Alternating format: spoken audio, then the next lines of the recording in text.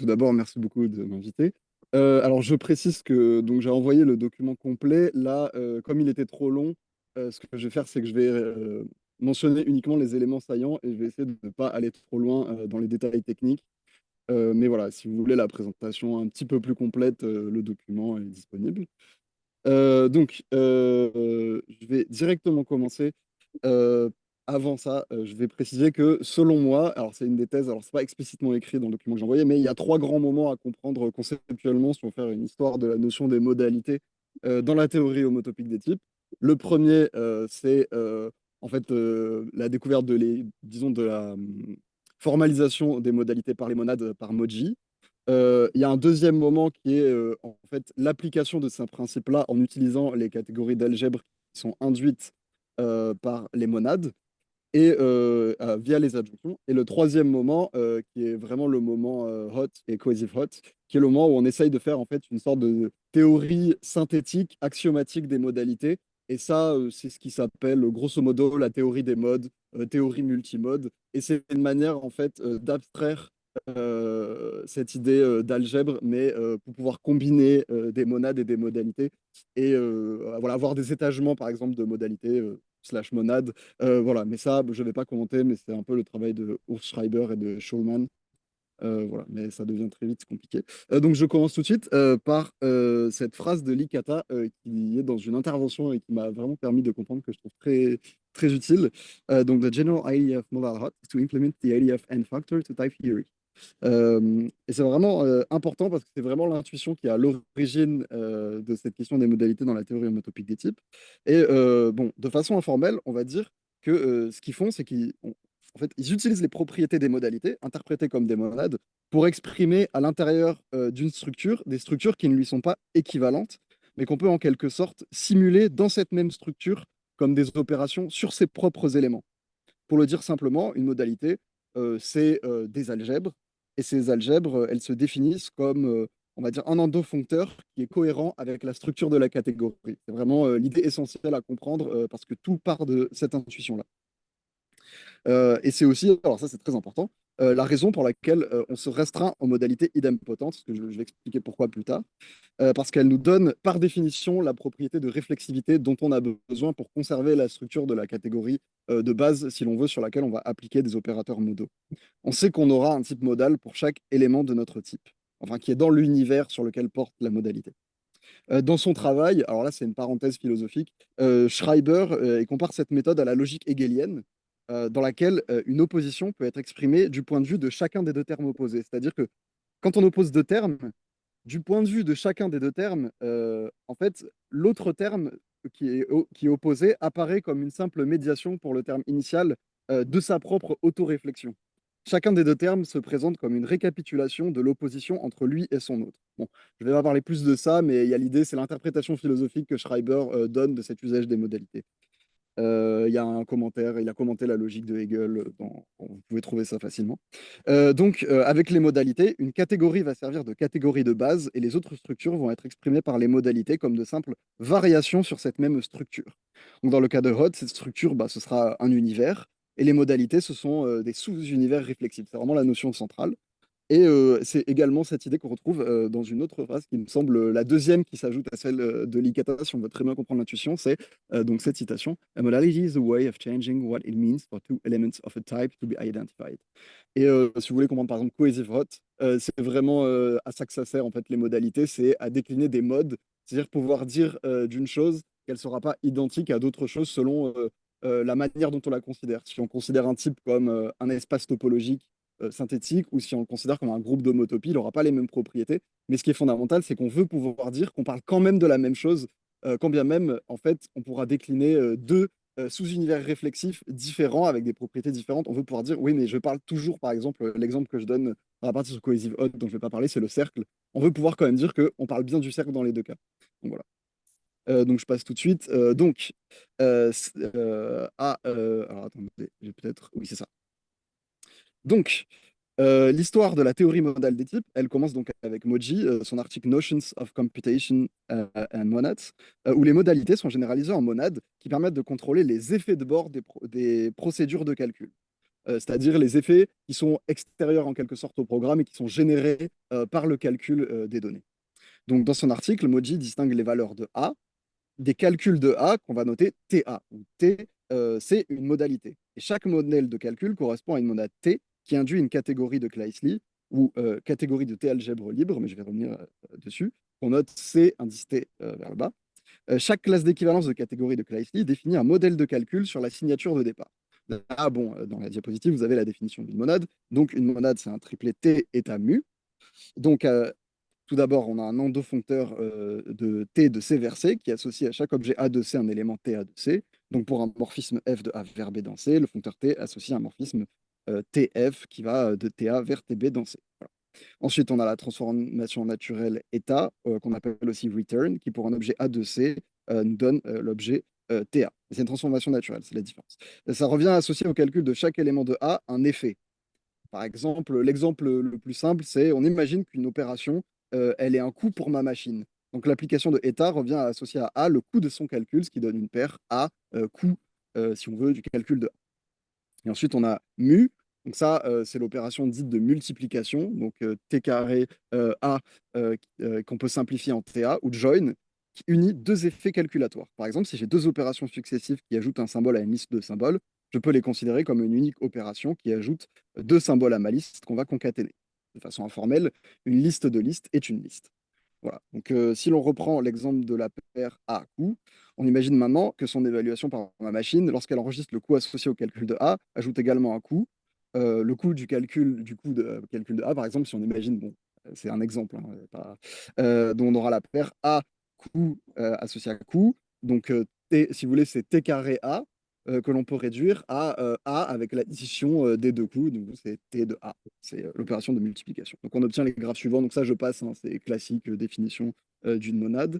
Donc là, je prends l'exemple de la writer monad, qui associe un registre à l'exécution de tâches, ce qui permet de garder la trace des opérations effectuées. Par exemple, si nos opérations en coût, on veut que les coûts des opérations successives soient additionnés. Donc la multiplication, elle peut correspondre à la concaténation des registres ou à l'addition. Si j'ai un registre W et un registre W', je peux produire un unique registre W, W'. Voilà, donc dans Haskell, il me semble que c'est mapend. Voilà, peu importe. Donc là, j'ai donné un exemple. Donc l'application ATA, ce serait par exemple A0 et la multiplication mu, ça donnerait, si on a M et N, A M plus N. Voilà, ce qui revient donc à passer de T carré A à TA. Voilà, bon, dans le document, je prouve que ça respecte les propriétés qu'on a dans les graphes. Bon, mais c'est pas utile ici. Donc, je lis quand même la phrase un peu, la citation de Moji qui explique un peu ce qu'il fait dans l'article. Lorsque l'on raisonne sur les langages de programmation, on utilise différentes monades. Par souci de simplicité, nous supposons qu'elles appartiennent à la même catégorie. Une pour chaque langage de programmation, et l'objectif principal est d'étudier la manière dont elles sont liées les unes aux autres. Il est donc naturel de fonder un système formel sur un métalangage pour une catégorie et de traiter les monades comme des constructeurs de type unaire. Lorsque l'on raisonne sur les programmes, on ne dispose que d'une monade, car le langage de programmation est fixe et l'objectif principal est de prouver les propriétés des programmes. Dans ce cas, le choix est évident pour le langage des termes et le langage de programmation lui-même, qui est interprété plus naturellement dans la catégorie de Kleist. Voilà. Donc, en fait, si vous voulez, cette sémantique, lui, il appelle ça une sémantique logique. Bon, en fait, on peut dire que c'est une sémantique catégorique. Elle permet de définir des catégories de modèles ou bien de différents langages. On a alors plusieurs monades dont chacune correspond à un langage différent, ou bien d'un unique langage de programmation si celui-ci est fixé par la signature. On a alors une unique monade qui sert à prouver l'équivalence des programmes à l'intérieur du langage à partir de la théorie équationnelle induite par la catégorie de Kleisli de la monade, c'est-à-dire l'algèbre induite. Voilà. Et cette idée-là, en fait, ce qui n'est pas vraiment dit dans le livre de Corfield sur Modal Hot, alors que c'est vraiment dans tous les articles, c'est en fait, c'est des usages et c'est quelque chose qui a été développé dans la sémantique catégorique de la logique linéaire. Et si on veut comprendre, par exemple, pour le Schreiber, ce qu'il fait, ça vient vraiment de là et c'est des choses qui ont été appliquées dans les années 90 pour la logique linéaire. Euh, ce qui fait la richesse de cette présentation des modalités en monade tient à leur propriété catégorique. Toute adjonction induit une monade.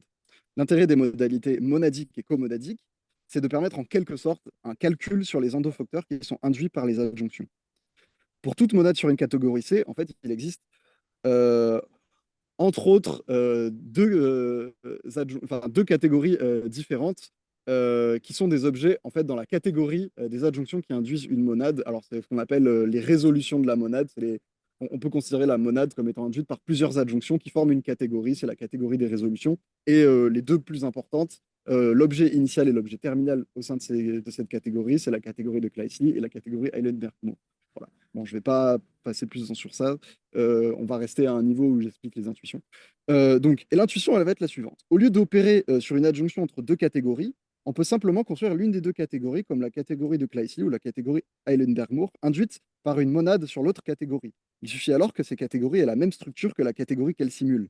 Le terme de monade fait alors sens. On donne une description d'une catégorie D du point de vue d'une catégorie C comme induite par la structure d'un endofoncteur de C. Et ça, c'est vraiment le plus important. Et si on voit par exemple la sémantique toposique de la logique modale de Gonzalo Reyes, c'est exactement ce qu'il fait pour définir les désignateurs rigides. C'est ça, c'est-à-dire les raisonnements contrefactuels, on va simplement considérer que c'est des endofoncteurs sur un topos qui va nous servir d'ensemble de préordre de monde qui va être le préordre de monde constant sur lequel on va faire des variations par des endofoncteurs.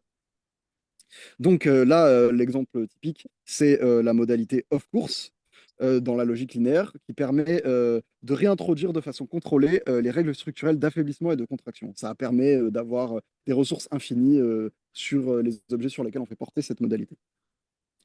Donc, of course, permet de conjuguer au sein d'une même preuve le monde structurel des catégories cartésiennes closes, les CCC, et celui des catégories symétriques monoïdales closes, donc SMCC.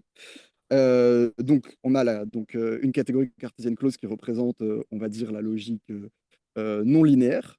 La catégorie symétrique monoïdale close avec les opérateurs de la logique linéaire. Et on a une paire de foncteurs. Bon. Ce qu'il faut comprendre, c'est que ici, of course, ça va être l'application des deux adjoints successifs, ce qui donne un nombre de foncteurs. Et donc, dans l'article de Benton sur les LNL models, les Linear Non-Linear Models, l'adjonction monoïdale symétrique entre les catégories cartésiennes closes et les catégories symétriques monoïdales closes, en fait, elle va précisément servir de modèle pour l'interaction entre logique linéaire intuitionniste et logique intuitionniste. Alors ça, je renvoie à l'article de Valeria de Paiva, Categorical Semantics of Linear Logic for All, qui explique un peu ça dans le détail. Mais comme Benton le préside lui-même, je cite, intuitivement, le réquisite d'adjonction entre les deux foncteurs doit être compris comme signifiant qu'il existe une interprétation de la logique intuitionniste dans la logique linéaire intuitionniste. Donc, si vous voulez, c'est vraiment l'idée. Alors, c'est un petit peu compliqué. Comprenons que ce qui se passe, c'est qu'on ne va pas opposer une catégorie cartésienne close abstraite à la catégorie donc, à la SMCCL qui correspond à la logique linéaire intuitionniste. À la place, on va construire C dans L à partir de la modalité of course et en fait de la catégorie Eilenberg-Moore, L of course coalgèbre induite par of course sur L qui va donner en fait une catégorie cartésienne close. Voilà, donc en fait, en pratique, bon, c'est plus précis que ça, donc c'est dans la diapositive, c'est une sous-catégorie pleine de la catégorie Eilenberg-Moore, voilà, qui s'avère être cartésienne close. Et donc, ce qui sert alors de modèle catégorique pour LNL, c'est la deux catégories enrichies qui résultent de l'adjonction entre L et la sous-catégorie de cette catégorie Eilenberg-Moore qui donne un endofoncteur qui permet donc d'interpréter la logique intuitionniste non linéaire dans la logique linéaire. Voilà. Et par ailleurs, Benton, il montre que c'est équivalent au modèle de Moji que j'ai présenté juste avant, voilà, dans son article, si ça vous intéresse. Donc là, important. Donc, ce qui est en jeu à travers cet usage des modalités, au fond, ce sont les catégories d'algèbre ou coalgèbre induites par les monades qui permettent en quelque sorte d'internaliser une catégorie dans une autre, tout en conservant leur structure respective. Là, je cite donc un article de Ustali et Venn. The idea is to use the Kleisli category as a category of impure effectful functions, with the Kleisli inclusion giving an embedding of the pure function from the base category. Voilà. Donc, je passe le cas des comonades parce qu'il est un petit peu plus compliqué, mais on peut à peu près faire la même chose. Donc là, je passe un peu à ce qui pourrait paraître le plus important, la question des modalités dans la théorie homotopique des types. Euh, donc, en logique modale, les modalités sont des opérations qui portent sur des propositions. Dans le cadre des fondations univalentes, les modalités opèrent sur des types qui portent une structure d'ordre supérieur, ce qui nécessite des restrictions supplémentaires. La modalité doit transporter toute la structure d'ordre supérieur dans sa catégorie de T-algèbre libre. Ainsi, dans Hot, on appelle modalité d'ordre supérieur une modalité qui préserve la structure des types auxquels elle s'applique. Ce que ça veut dire, c'est qu'il doit être indifférent que l'on applique d'abord les morphismes de la catégorie cible ou les morphismes modaux d'un type A vers le type modal cercle A. Ensuite, on dit d'un type qu'il est modal si état X donne X vers cercle X est une équivalence. Donc c'est le sens donc, du théorème qui a en 7.7.4 du Hotbook. Bon, je ne reprends pas la formulation. Euh, ça signifie que état X est une cercle localisation de la catégorie associée à la monade, ce qui revient simplement à dire donc, que le graphe qui est en bas commute. Je vais détailler, mais c'est l'idée principale, c'est qu'on veut avoir cette équivalence. Et en fait, dans leur article, c'est l'article de Riske, Splitter et Schulman qui s'appelle Modalities in Homotopy Type Theory. Ils donnent quatre définitions équivalentes de cette propriété. Mais moi, je vais surtout me concentrer sur la notion de sous-univers réflexif parce qu'en fait, c'est la notion la plus intuitive et les autres, on peut prouver, donc dans l'article, il prouve, bon, ça, c'est un peu long, mais il prouve que les quatre définitions sont équivalentes, mais les autres sont beaucoup moins évidentes, donc je ne vais pas m'attarder dessus, on va rester sur celle-là. Voilà. Donc, c'est pourquoi la théorie des modalités en hot, elle se restreint aux seules modalités idempotentes. Pourquoi? Parce qu'elles ont l'avantage de pouvoir être définies à partir de leur réflecteur, et ici, c'est état. Le réflecteur envoie dans la sous-catégorie de la monade tous les objets de la catégorie C sans avoir à spécifier des conditions de cohérence d'ordre supérieur. Ce qu'il faut comprendre, c'est que si la monade n'était pas idempotente, il faudrait prouver qu'elle répond à ces critères de cohérence. Et là, je renvoie, donc dans le document, vous avez la référence à un article d'Emily Rill sur la cohérence homotopique dans le cas des monades. Bah, c'est assez long et alors je ne maîtrise pas du tout, mais c'est compliqué. Voilà, on retient simplement ça. Et donc, ce qu'il faut comprendre, c'est qu'une modalité idempotente, c'est une sous-catégorie réflexive. C'est-à-dire que le réflecteur associé à une monade, il est l'adjoint à gauche de la catégorie Eilenberg-Moore de cercle algèbre libre dans la catégorie C. Et en fait, dans le cas des monades idempotentes, ce foncteur d'inclusion, il est équivalent au foncteur d'oubli qui va donc de la catégorie Eilenberg-Moore vers C. On sait que tous les objets de C ont leur image dans C cercles. Alors, ce que ça veut simplement dire, c'est que le foncteur adjoint à gauche de ce foncteur, donc qui revient vers la catégorie de base, qui va si vous voulez, de la catégorie de la monade vers la catégorie de base. euh, En fait, c'est le foncteur d'identité. Pourquoi? Parce on a posé qu'il y avait une équivalence entre cercle X et X. Donc, si vous voulez, l'unité de la monade et son réflecteur, dans le cas des modalités idempotentes, ils sont équivalents. C'est ce qui nous permet, si vous voulez, de savoir que si on a un type modal, et que dans le type, on va combiner par exemple les types modaux entre eux par l'opération de multiplication, il y a forcément une fibre qui existe dans la catégorie de base et on va conserver la structure, on ne perd pas d'informations. C'est une manière compliquée de dire ça avec les propriétés si vous voulez, catégoriques de ces opérateurs modaux qui sont liés au fait qu'on parle de modalités idempotentes. Attends, excuse-moi, Donc, Hugo, mais le ouais. état, là, tu peux revenir à la diapo d'avant? Il a été défini comment, celui-là, le réflecteur? Alors, justement, donc là, c'est simplement A vers TA normalement. Mais en fait, ici, l'idée, et ce qui fait qu'on va utiliser les modalités idempotentes et qu'on a toutes ces propriétés, c'est que ce qu'on appelle le réflecteur, ce sera état. Mais ce n'est pas le cas si la modalité n'est pas idempotente. C'est-à-dire que là, en l'occurrence, ça coïncide parfaitement. Euh, Si je vais dans la catégorie modale, que je fais un retour et que par adjonction je reviens, en fait, j'aurai le même résultat. C'est ça que ça veut dire. Je ne sais pas si c'est clair. Bah, en fait, j'ai bien compris que tu voulais que le réflecteur soit la même chose que l'unité d'une monade, mais j'ai pas compris comment état il avait été introduit avant d'être qu'on monte son équivalence avec l'unité. Alors, Que si on veut montrer, pas celui-là, ça celui-là c'est celui de ah, l'unité de la monade, mais celui que tu ah viens oui, oui, oui, ah désolé, oui, j'ai compris. En fait, c'est parce comme que j'aurais pas réflecteur, tu dû pars. écrire. Oui, oui, j'aurais pas dire ici état, si vous voulez. J'ai mis ça parce que j'ai anticipé le fait que dans le cas des modalités idempotentes, c'était état, mais Ouais. j'aurais pas dû écrire ça parce que c'est a posteriori, je dis ça à la fin. On peut prouver que Et c'est donc équivalent. le réflecteur, avant qu'on monte son équivalence avec l'unité, comment il est introduit? Tu peux le redire? Oui, en fait, alors j'espère être clair, mais on a la catégorie donc Eilenberg-Moore, donc on va dire, c'est l'algèbre induite par la monade. Et en fait, on peut considérer qu'elle est inclue dans la catégorie de base parce que c'est une sous-catégorie réflexive là. Donc, en fait, ça revient à appliquer un foncteur d'oubli, de revenir dans C. Si j'ai Mhm. euh, cercle C, je peux revenir dans C. Pourquoi? Parce qu'on sait que c'est le foncteur d'oubli parce que la modalité, elle est idempotente. Et en fait, du coup, le réflecteur, normalement, c'est l'adjoint à gauche en fait, de cette opération. Mais comme c'est un foncteur d'oubli, son adjoint à gauche, en fait, il est trivial. C'est ça. Je ne sais pas si c'est clair. Alors, je peux dire une bêtise là sur le moment. Ok, ok, non, non, ok, je comprends. Mais voilà, mais l'idée, c'est que ça coïncide. Et ce que ça veut simplement dire, c'est on récupère la structure d'origine de la monade. Et voilà, ça revient à la notion de sous-univers réflexif et de dire que peu importe si on applique d'abord les morphismes de la catégorie de base ou de la sous-catégorie réflexive, ça revient à dire ça de façon un petit peu compliquée, précisément parce que l'unité et le réflecteur sont équivalents.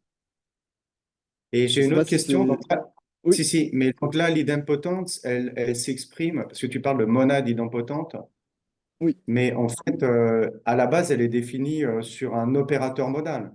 C'est juste le fait que quand j'itère oui, l'opérateur modal, je retombe sur le même, en fait. oui, c'est Et, ça. C'est-à-dire que oui, et donc, idempotence. son équivalent dans la monade, c'est quoi, en fait?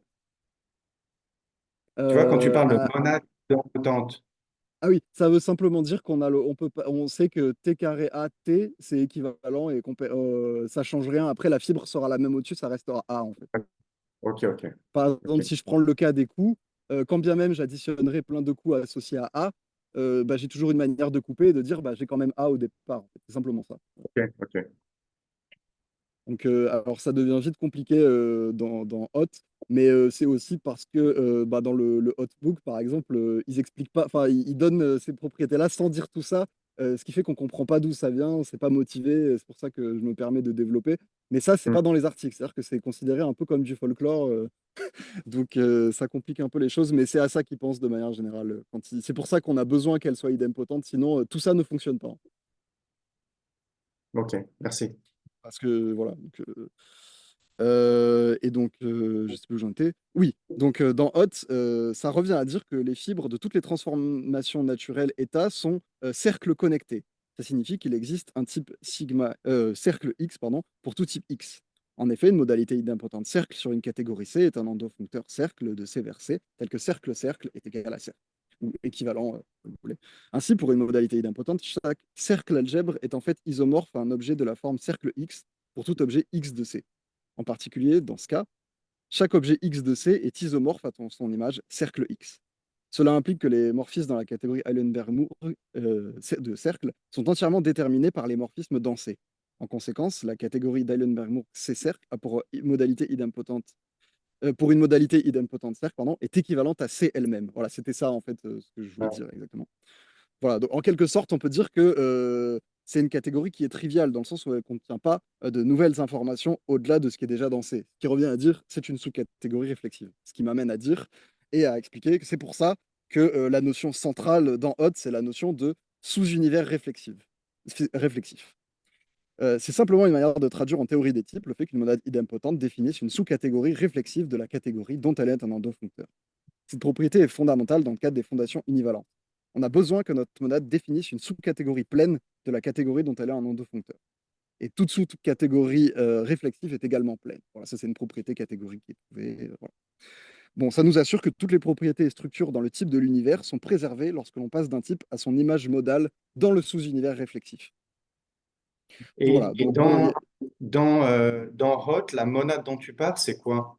Avant de construire les modalités. c'est-à-dire. Bah, là, t'as un sous-univers réflexif de quelque chose. Ah oui, bah, c'est défini sur un univers qui est arbitraire. Voilà, c'est-à-dire généralement ce qu'ils font, c'est qu'ils écrivent U indice quelque chose pour dire c'est tel univers, parce que l'idée en fait après c'est de combiner les modalités entre elles ou de faire des modalités qui dépendent d'autres modalités, et donc il y a des sous-univers réflexifs de sous-univers réflexifs. Que c'est l'idée un peu sous-jacente. Je sais pas si ça répond à ta question. Non, ça répond pas. Est-ce qu'il y a un endroit où cet univers, il est décrit par exemple, dans le Hotbook comme monade? Ah, l'univers de base, pas le Ouais, sous-univers réflexif, c'est ça? ouais, ouais. Alors ça non, non, non, non. Mais Ouais, ça c'est on n'a ça, pas c'est complètement. forcément. Ouais. Et ok. Et ça, tu l'as comment en fait? Mais C'est ça, évident. l'univers de départ, c'est pas un problème. En fait, c'est les propriétés. Ce qui est déterminant, c'est l'endofuncteur, la monade, si elle est idempotente. On a un sous-univers réflexif, peu importe l'univers de base. Ouais, mais tu as besoin que ton univers de base soit une monade, sinon toute ta construction, elle marche pas. Il faut que ça soit un ordre de foncteur dans une monade. C'est-à-dire. Ah! C'est c'est pas ça que tu avais au début? Non, non, non, non, ça, c'est pas un souci. Non, non, non. C'est vraiment juste l'opérateur modal qui compte dans ce cas-là, qui définit le sous-univers réflexif, mais l'univers de base, en fait, les conditions, elles portent uniquement sur l'opérateur modal. D'accord, Par ok. exemple, l'exemple de Hot qui donne tout le temps, qui est pas un très bon exemple parce qu'en fait, c'est un exemple tellement simple qu'on loupe plein de propriétés, c'est la troncation. C'est-à-dire, quel que soit mon univers, je coupe et je dis, moi, ce qui m'intéresse, c'est juste de savoir habiter, pas habiter, et j'enlève, je coupe toutes les informations au-dessus. Et ça, quel que soit mon univers, ça marchera en fait. Je sais pas Ouais. si c'est clair avec l'exemple de la Si, si, troncation. si, si. Ok, ok, ok. Donc voilà. Euh, je sais plus où j'en étais. Oui, bon, il y a l'idée de clôture par l'opérateur sigma, par les types dépendants. Voilà, les types dépendants qu'on forme dans l'opérateur modal sont aussi dans la catégorie définie par l'opérateur modal. Et c'est pareil, c'est équivalent à la notion de sous-univers réflexif. Donc c'est pas important, mais c'est une des quatre définitions équivalentes.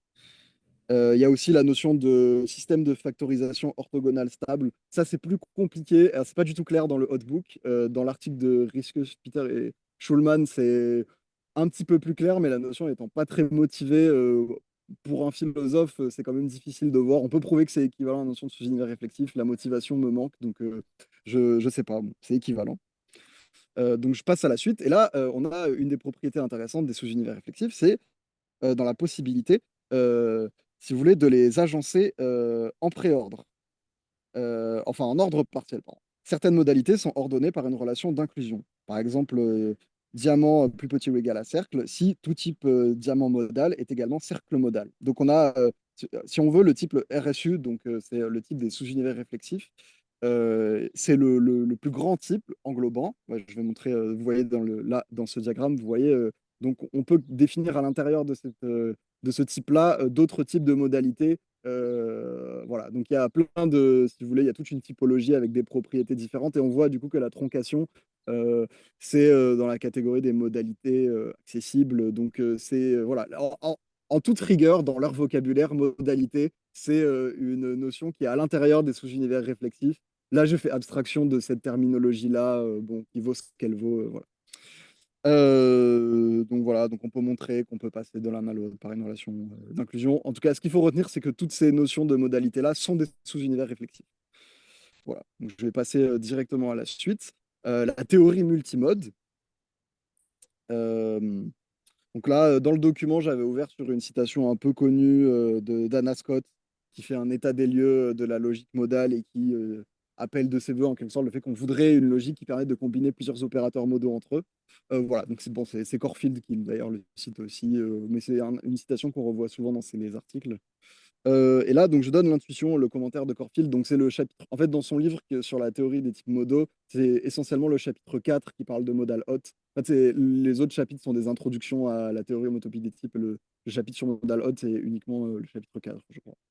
Donc, pour Corfield, la sémantique catégorique des modalités et la théorie modale des types témoignent d'une rupture avec la logique philosophique. Au lieu de comprendre les modalités comme de simples, je cite, variations sur une collection, souvent interprétées comme un ensemble de mondes, ce ne sont plus ces variations comme telles qui importent, mais plutôt les propriétés des opérateurs adjoints qui émergent de telles variations. L'idée est la suivante. On définit les modalités comme des monades et l'on sait que toute adjonction donne lieu à une monade, elle-même adjointe à une comonade. Et après, l'idée, c'est que on va pouvoir faire des adjonctions entre les adjonctions. Voilà, Schreiber, je crois qu'il parle d'étagement des adjonctions. Bon, je ne vais pas parler de ça. Mais ça donne naissance, ça c'est très important, à la théorie des modes. Et donc, alors la notion de mode, n'y a pas toujours une définition très claire, formelle. Donc, on va s'en tenir à un niveau informel. Euh, un mode, c'est une théorie des types qui peut être reliée à d'autres modes par le biais des modalités qui servent de foncteurs entre les modes. Par exemple, dans la théorie des types spatiaux, la Spatial Type Theory, ou même dans Cohesive Hot, on a deux modes, le monde des ensembles et le monde des espaces topologiques, où on peut dire le monde des groupes d'homotopie et le monde des infinis groupoïdes topologiques si on est dans la topologie synthétique. Bon, je simplifie, mais voilà. Par exemple, en logique linéaire, on a le mode linéaire et le mode non linéaire de la logique non linéaire. Et le morphisme entre les deux, ce sera la modalité of course. Voilà. Donc là, alors, je passe plein de choses. Tous les détails sont dans le document, donc je passe très vite sur comment c'est implémenté. en calcul des séquents, tout ça. Donc Gratzer, Kavos, Nutz et Birkedal, ils formalisent donc cette théorie des modes dans deux catégories qui a pour objet donc les modes, qui sont des catégories, et les morphismes, ce sont les modalités. Et les deux cellules, ce sont les transformations naturelles entre les monades. Dans la théorie des types multimodes, comme dans la théorie des types dirigés, chaque modalité est explicitement associée à un domaine et à un codomaine. Là, je cite, In a multimode type theory, every judgment is annotated by a mode, which is of course just a syntactic feature, but conceptually tells you in what category the judgment shall be interpreted. Modality then have a domain and a codomain and are modeled by CWF. Morphism between the corresponding categories. Alors, la notion de catégorie avec famille, dans cette littérature-là, c'est une notion très précise que je ne développe pas. Voilà, mais c'est une notion qui a été définie, qui est utilisée voilà, dans la sémantique de la théorie des modes et des multimodes. Mais là, c'est pas important. Retenons que ce formalisme est très utile pour exprimer l'usage successif de plusieurs modalités où certains modes peuvent dépendre d'autres modes. On a alors un préordre de modes où il y en a qui peuvent être plus faibles que d'autres. Par exemple, la nécessité est plus forte que la possibilité, au sens où une proposition nécessaire est également possible. Par exemple, en logique linéaire, certaines preuves d'une proposition linéaire A peuvent dépendre d'une proposition structurelle, c'est-à-dire d'une proposition non linéaire. Il y a les propriétés structurelles classiques. Donc, à la suite de l'article fondateur de Reed, donc c'est A Judgmental Deconstruction of Modal Logic, on parle de logique adjointe pour désigner cette logique multimode. Et là, en fait, ce qui va nous intéresser, on va plus, si vous voulez, fétichiser les opérateurs modaux, on va directement prendre pour objet primitif, en quelque sorte, les adjonctions, et on va considérer uniquement les monades comme des manières de parler d'adjonction et d'endofoncteurs, qui va nous permettre de les combiner de façon plus ou moins complexe. Voilà, donc là, alors c'est vrai, je peux parler très rapidement du travail de Likata et Shulman, euh, donc qui, eux, vont encore plus loin, et en fait, l'adjonction entre modes, ça devient la notion primitive. Donc, ils proposent de considérer que tout morphisme alpha du mode P vers le mode Q, il détermine deux foncteurs adjoints, donc P plus petit ou égal à Q, un autre qui est Q plus petit ou égal à P, qui donne en fait donc F adjoint à gauche de U, de sorte que les deux cellules correspondent à un morphisme entre adjonctions. Donc voilà, il y aurait plusieurs manières. Et ça, c'est très important pour Cohesive Hot, parce que potentiellement, il peut y avoir des monades qui sont dans plusieurs relations les unes avec les autres, et pas juste deux monades. Ou voilà. Donc on peut avoir des situations en fait très très compliquées. On veut qu'il y ait une infinité possible de morphismes entre des modes. Voilà. En pratique, ça permet de traiter les cas où on rencontre des triplés ou n-uplés adjoints, comme c'est le cas dans la cohésion axiomatique de Lowir ou dans Cohesive Hot. Voilà. Donc là, je vais prendre la citation de Reed, qui est un peu longue, mais dans toute la littérature sur ce sujet, c'est un des seuls commentaires philosophiques qu'on a de ces gens-là, donc c'est quand même très intéressant. Donc je la lis en entier. There is no particular need when simply defining modal logic to have many different judgments upon exactly the same underlying logical data. Nothing prevents us from doing so. Nothing ever prevents us from defining whatever predicate we like after the fact. But the typical judgment that encode modes of truth may fruitfully be arranged so that different modes of truth are to be predicated on entirely different classes of propositions. In short, it is helpful to live in a world where the sort of thing that is eligible to be true is different from the sort of thing that is eligible to be, for instance, necessarily true. In the slogan, different judgments judge different things. But don't worry, there is still a circumstance that allows us not to lose the expressive power that we thought we had a moment ago. When one and the same proposition could be proven or supposed true, this is necessary, possible, lax, constructible from the current set of resources, true at time t, true according to agent k, and so forth. It is the ubiquity of unary logical connectives that act as coercions between different judgments, that is, different notions of truth. Indeed, in everyday life, we depend on some kind of transport between the propositions we utter and those uttered by our neighbors to bring them into correspondence. But as the category theorists and malicious, we should not confuse identity with isomorph. Voilà, on est dans odds, donc c'est pas le cas, mais bon. And of course, we should not necessarily expect a round trip around these propositional transportations to be the identity. It becomes evident, in fact, that the most common and familiar modal operations are precisely the failure of autonomy of certain paths among modes of truth. Donc ça, c'est vraiment important parce que dans Cohesive Odd, c'est voilà, donc dans le document, c'est pareil, je commente Cohesive Hot et j'explique comment ça vient du fait que les groupes d'homotopie et les espaces topologiques ne sont pas équivalents et on veut pouvoir quand même dire qu'ils correspondent au même objet et donc on veut avoir deux structures qui sont incluses dans le même, qu'on peut ramener au même univers initial de départ. Donc, alors, je ne sais pas s'il me reste encore un peu de temps ou s'il faut que j'arrête là. Parce que là, c'est beaucoup plus compliqué. Donc peut-être je peux m'arrêter là. Je veux juste renvoyer à la citation de Brandon, parce que si on peut résumer, et je pense que Corfield a vraiment raison de citer Brandon, Brandon, il dit que finalement, si on est inférentialiste, mais là, ça marche pour les modalités d'importance, c'est que en fait, quand on n'utilise pas de vocabulaire modal, on a déjà toutes les informations pour développer le vocabulaire modal et que le vocabulaire modal est juste une manière de décrire un usage qui lui est préexistant et ce faisant ne rajoute pas d'informations nouvelles. Alors, lui, dans Between Saying and Doing, il parle d'élaboration algorithmique et de bootstrapping. Bon, c'est pas important, mais c'est pertinent d'utiliser ces notions philosophiques liées à l'informatique dans ce cadre-là. Donc, bon, Corfield le fait en passant, mais voilà, c'est ça, ça résume. Voilà. Alors après, on peut parler de Gonzalo Reyes et de son travail sur l'autopos, mais c'est un petit peu compliqué, donc je sais pas si. Voilà. Ouais, à vous de me dire. Bah après, ça dépend combien de temps on veut garder pour la discussion. Je pense que c'est pas mal de s'arrêter là et puis d'ouvrir Hmm, la discussion. Puis après, on verra s'il faut préciser d'autres oui, oui. choses. OK? Bah, Ok, merci, ça marche. Hugo. Voilà. Bah, on peut, ouais. Bah, donc voilà, la discussion est ouverte. Il y avait beaucoup de choses. Tu as parlé très vite, hein. Oui, désolé. C'était un peu difficile à suivre. Mais voilà, donc je sais pas si. Oui, André? j'ai quelques questions. Euh, mais question simple, on sait comment en théorie de topos, moi c'est fonction modalité. Et là, mais en gros, on peut donner toujours une sémantique en topologie, topologie de Grothendieck. Ouais. Est-ce qu'il y a, je sais pas, une interprétation de ce type topologique tout général dans cette théorie? Et après, je vous pose une question. Ouais. Tu veux dire dans les topos, de manière générale? Euh, oui, on peut interpréter, disons, topologie de Grothendieck comme modalité. Et Hmm, c'est un sens oui, oui. Alors, conversement. en Ouais. fait, Donc, c'est il y a. toujours Alors, ça, histoire de topologie de donner une modalité. Oui. Et après, bien sûr, on peut se punir par sémantique topologique de type logique. Oui. En alors, commençant par fonctionner. si, Est-ce alors, que c'est le même alors dans, idée ici? Oui, oui, bien sûr, ça correspond. Oui, oui, oui, bien sûr. Et après, même, alors, je te le cite dans l'article, il y a un travail très récent de Ingo Blechschmidt qui, justement, lui, il essaye d'importer tous ces outils conceptuels pour faire une sorte de géométrie algébrique synthétique. Et là, il réexploite tous ces résultats. Mais oui, oui, bien sûr.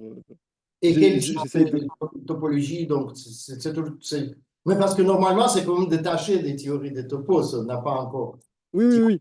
topos dans le Alors, cadre de Roth. Donc, est-ce que ça donne, je sais pas, quelque chose similaire à la topologie de Grothendieck ou non? Oui, oui, bien sûr, si, si, si, oui, oui, c'est tout à fait. Alors ça, je ne l'ai pas trop mentionné, mais oui, oui, en fait, après, de toute façon, on obtient, enfin, la sémantique toposique associée, c'est des choses qui peuvent être tout à fait réimportées. Après, ah oui, bah, j'avais pas prévu d'aller jusque-là, mais dans les notions de topologie synthétique d'Esquardo, enfin, c'est des choses, oui, oui, qui sont traitées, hein, ça, c'est certain. Alors, j'ai pas spécifiquement travaillé D'accord. là-dessus. Et une autre question.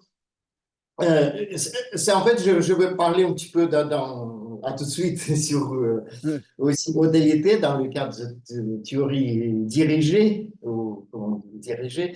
Mais là, je vais expliquer ce que pose le problème, en fait, que normalement, on a besoin de faire quelque chose, pas seulement avec les types, mais avec les contextes.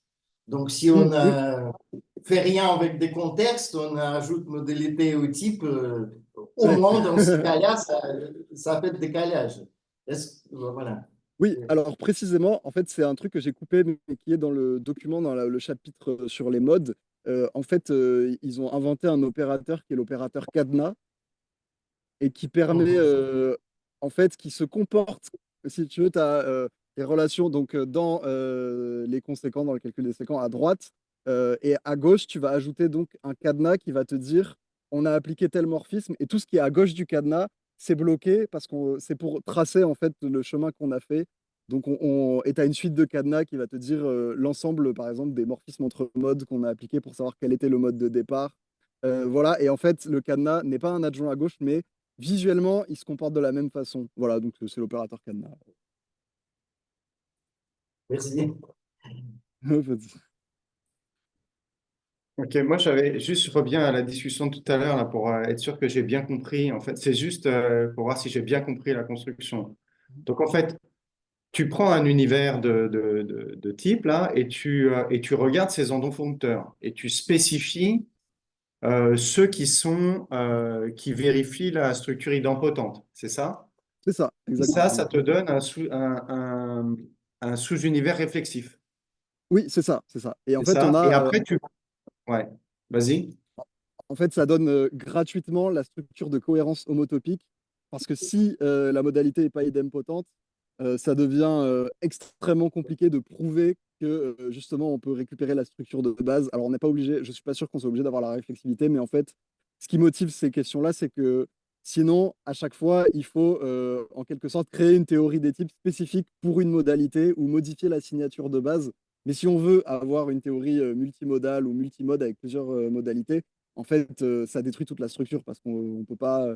S'il faut une théorie des types spécifiques pour chaque modalité, ça ne fonctionne plus en fait. Ouais, alors c'est là où j'ai une question parce qu'en fait, ça donne l'impression, mais vraiment regard lointain, tu vois, de béotien, Mhm. que c'est un peu ta conclusion. Tout ce qu'on fait, c'est qu'on simule dans la théorie homotopique des types un langage qui est celui des modalités en oubliant toute une partie de ce qui se passe dans les fibres et en disant, regardez, c'est pas grave, on va pouvoir parler de modalités. Hein? C'est tout à fait question de contexte que Ouais, je posais tout à l'heure. ouais. Et donc, c'est très intéressant, mais philosophiquement, c'est aussi un peu déceptif parce que tu vois ce que je veux dire? C'est-à-dire qu'ici, la modalité, elle décrit pas la structure homotopique, elle est quelque chose que j'arrive à exprimer dans la structure homotopique parce que j'ai envie d'avoir un vocabulaire qui serait un vocabulaire modal. Mais la Mhm. conclusion finale, c'est un peu la conclusion de Brandon, c'est-à-dire j'ai rien rajouté comme information Ah oui, à ce qui était toujours déjà là. Et donc, ça a l'air d'être une manière très, très intéressante, tu vois, de récupérer de la modalité, mais dans un univers qui, ontologiquement, on n'a pas, en fait. oui, oui. Mais en fait, c'est intéressant comme remarque parce que c'est précisément ça qui fait que pour les gens qui font ça, c'est génial parce que bah, c'est vraiment visible bah, dans la partie donc, où je parle des topos.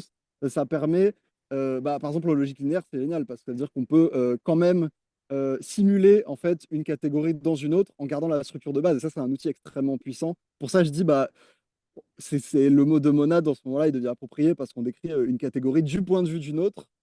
Et on peut imaginer que les autres structures sont juste des variations sur une structure et de dire, par exemple, bah, dans le cas des désignateurs rigides, le Nixon qui est président dans la catégorie que je prends pour base, si je vais voir dans un autre topos qui est un préordre de monde où il est livreur de pizza, je peux juste, avec une modalité, dire c'est le même, mais dans le monde où il est livreur de pizza. Et donc, ça me permet en fait de construire en quelque sorte des équivalences de. Alors, moi, j'aime bien François Laruelle, il dit c'est un peu du clonage en quelque sorte, mais bon, après, ça, c'est moi, mais ça donne un peu l'idée, je ne sais pas si c'est clair philosophiquement. C'est pour ça que Schreiber, il commente très longuement Hegel, mais c'est vraiment dans Cohesive Hot que ça fait sens comme approche. Voilà, je ne sais pas si c'est clair.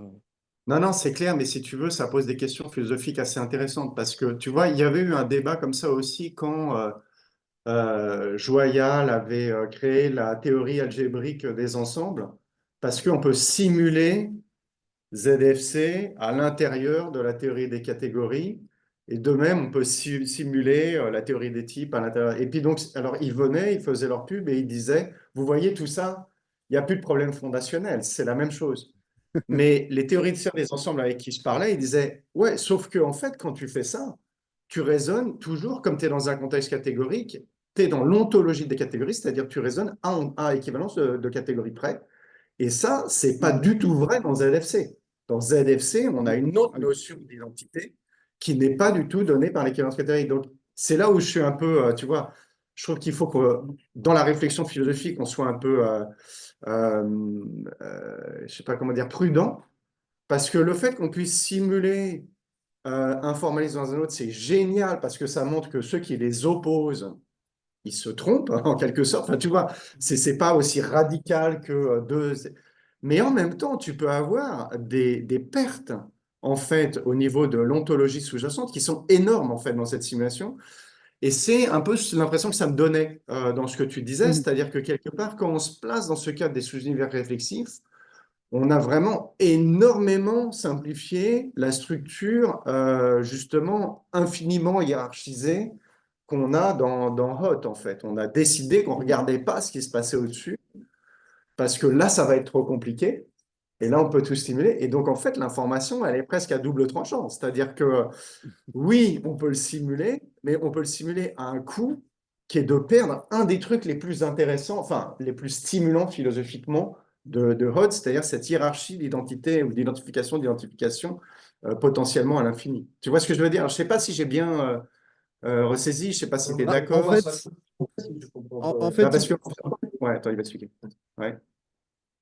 enfin, oui et non, parce qu'il faut comprendre que ce que ça permet, en fait, c'est d'avoir une théorie, si tu veux, axiomatique des combinaisons entre les modalités et les adjonctions qui devient extrêmement complexe et qui, justement, reprend une forme d'infinitopos en elle-même. Et donc, en fait, tu peux sectionner tes univers et avoir des relations extrêmement complexes. Et sans cette théorie-là, tu pourrais pas faire ça. Donc, Ok. en fait, c'est vraiment dans le travail de Schreiber très complexe avec la théorie des champs quantiques, tout ça, où en fait, si on voit la pleine puissance de ce formalisme, mais effectivement, on peut aussi le voir comme ça. Oui, Oui, oui, là, je le disais du point de vue de Hoth, qui est notre oui, objet oui. du jour, pas du En point de fait, vue du fait que tu peux il y faire une a. théorie encore plus compliquée Oui, oui, oui, oui. côté Mais des en fait, c'est modalités. Ouais.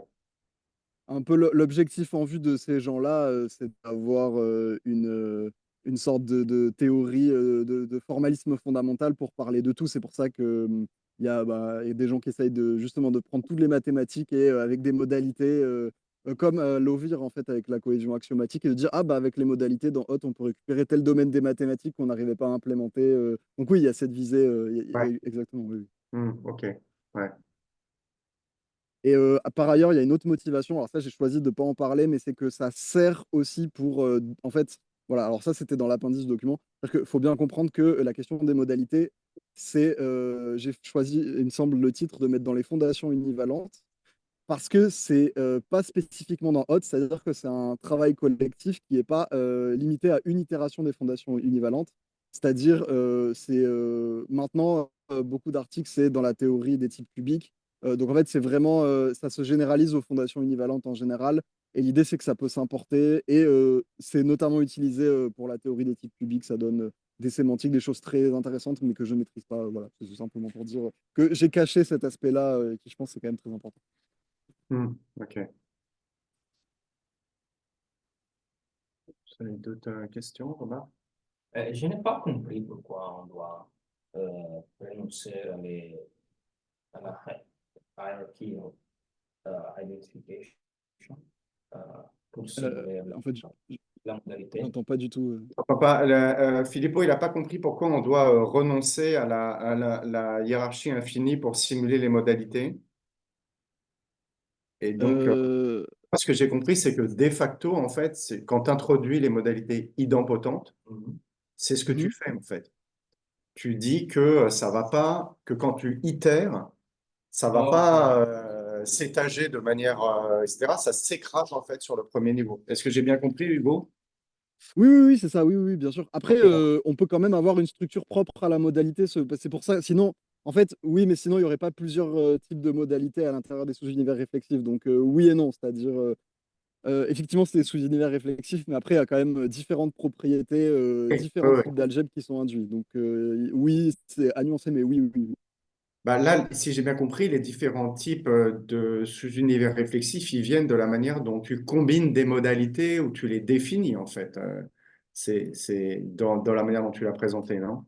Ils viennent pas d'une Euh, stratification. ah non, non, non, non. Ça, c'est sûr. Ouais, Enfin, à voir après, je suis pas sûr dans les détails non plus, mais d'accord, ok. je maîtrise pas toute la typologie, j'avoue.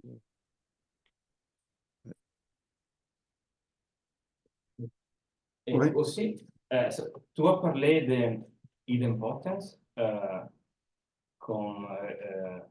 ok, je vais poser la question. So when you talk about idempotent modalities, you talk about reflexivity, but isn't there also transitivity? So if we look at modalities from the standard point of view of like quick style semantics, and so we take the accessibility relation. So like box P implies P, that would be reflexivity. But then we also have, I think it's box P implies box P, which would be transitivity. And that seems also connected to idempotence. At least by reading Corfield, I had the feeling that basically you don't only have reflexivity, but also if your modality is idempotent, you also have transitivity. Is that correct? Alors, je suis pas, So alors, je suis pas certain. you get a partial order, right? Mhm. Yeah, you have a partial order. So when you use like the notion of monad to Mhm. interpret like the modality, you get a modality that is basically reflexive and transitive. Oui, alors, je ne peux pas dire de I'm bêtises. style semantics, so where the associative relation. Tu as entendu la question ou pas? Oui, oui, mais il me semble que oui, oui. Enfin, la manière dont je l'interprète, c'est que l'associativité, c'est lié à la clôture par l'opérateur des types dépendants sigma, mais je suis pas sûr de. J'ai peur de dire une bêtise, à vrai dire. Je veux pas non plus trop Mais je crois que la m'aventurer. question est posée surtout sur la transitivité. That means that you may have something like good. I don't know if it works, but you're more general than Je suis pas sûr de bien répondre, à vrai dire. Je veux pas dire de D'accord, bêtises. ok. Mais enfin, moi, l'impression que j'ai, mais d'un point de vue complètement extérieur, c'est que c'est une question de vocabulaire. C'est-à-dire qu'ils appellent sous-univers réflexif à partir du moment où tu as l'idempotence. Okay. Toi, ce que tu dis, Oui, c'est oui. que techniquement, en logique modale, la réflexivité, c'est une sous-partie de l'idempotence et qu'il y a aussi la transitivité. Oui. Donc, il faudra Ah, regarder si tu as les deux dans ce cas, mais là, ça a l'air d'être une question de vocabulaire. C'est-à-dire, le fait qu'ils appellent ça des sous-univers réflexifs ne te dit pas qu'ils Ah, vont oui, laisser oui, tomber oui. la transitivité. Il faudra regarder, je pense que c'est une question un peu technique. Ah, d'accord. Ça, ouais, je maîtrise pas trop la logique modale, donc je sais pas du tout. Ok, ben là, on arrive au bout de l'heure. Merci encore, c'était vraiment Merci. passionnant. Moi, je découvre ce monde, je ne connaissais pas du tout. C'est assez foisonnant. Et je pense qu'en plus, ça va bien aller avec l'exposé d'Andrei, puisque toi, tu vas parler des modalité aussi. ouais, de type dirigé. Là, il faudrait que tu te connectes. Ça, c'est pas mal ici, ouais. Oui, oui. On fait 5 minutes de